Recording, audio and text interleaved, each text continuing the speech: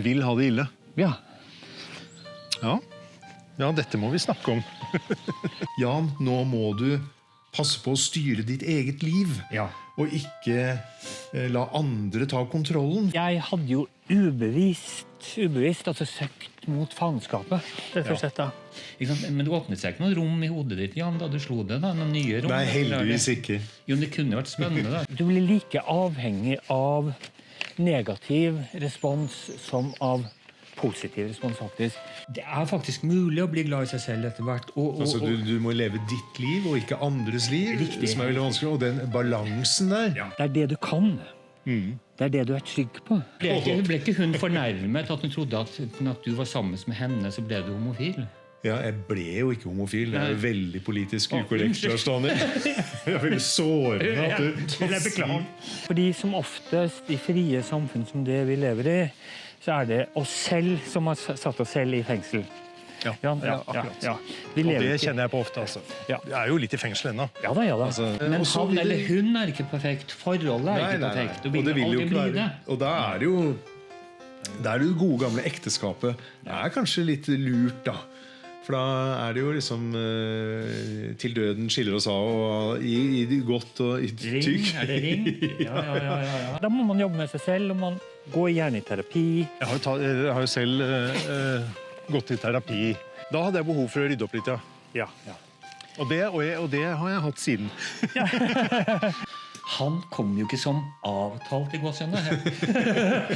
Slik at jeg tenkte, nei, men da må jeg kose meg. Var skikkelig på kjøret, for du vet at det er jo to ting mennesker vil. På sexkjør. På sexkjør, ja, med sexgalskap, som jeg kalte det. Og rakk over så mye som jeg klarte. Hvor lang var denne perioden? Hvor lang den var? Ja. Nei. Hvor lang var den? Ja, nei og nei. Du skal føde dine barn i smerte. Så det er liksom smerte med vilje, det da. Ja, fordi riktig. Paradiset, det som er interessant for paradiset er jo, det er heller ingen friksjon. Fordi det er heller ingen utvikling der, rett og slett. Og mot meg kommer et skrekkelig ansikt, det skumleste, farligste, ondeste jeg har sett i mitt liv. Da. Men så skjønte jeg at herregud, det er jo meg selv, det er min egen styrke som kommer til meg. Men jeg var så redd for min egen styrke, for å bli et selvstendig menneske, at jeg hadde gjort han til en demon. Da. Ja, jeg vil si at jeg er forstyrret. Fett. Jeg er også forstyrret. Ja, herregud. Det er derfor vi sitter her. Yes, og for meg å gå til terapi er som å gå til massasje, eller å gå til en deilig fotpleie. Det er en helende prosess da, å få snakket ut. Og da bruker du ordet hel, ikke sant? Ja, som akkurat. til å bli hel, ikke sant? Altså ikke være halv lenger. Ja. Og du går inn i den vanskelige voksenperioden da, hvor det er ikke nok at du bare er til. Dette treet her, for eksempel, det er bare til, ikke sant? Ja. Det trenger ikke å være pent, eller stygt, eller klokt, eller dumt for andre trær. Det er til. Privat hjemme hos en massør nede på Torshov. Og han overraskende nok begynte med å skulle tromme meg ned i underverdenen. Ja, han trommet deg ned i underverdenen. Men han begynte, før han trommet, så tilbød han meg en hasjsigarett. Nydelig. Tenk om noen bare kunne elske meg fordi at jeg var til. Men Lars Daniel, jeg er veldig glad i deg bare for den du er. Helt oppriktig. Ikke bare et øyeblikk. Som en venn. Jo, vi har et vertikalt vennskap. Altså, vertikale vennskap de går sånn.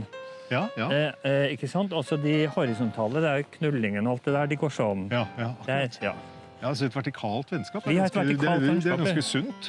Veldig sunt, og vi er jo vertikale nå. Dessverre er jo alt for lite av de der horisontale vennskapene da, men det er... Så i vår alder må man jo betale dessverre når det kommer til den slags. Da er det på tide å runde av. Det er på tide å runde av. Men ja, ikke sant, og det interessante med den setningen, Jan, er jo at den ikke sant, bærer også en skyld i seg da. Av det jeg sa, ja. Det er altså jeg sa. At et uskyldig menneske ville aldri sagt noe så våget. Og et uskyldig menneske ville heller aldri begynt å skamme seg over at noen andre sa det. Nei, riktig. Og det er det som er min hovedanklage mot Gud og skaperverket. Hvorfor får vi ikke lov til bare bli elsket for at vi er til? Hvorfor må vi være noe?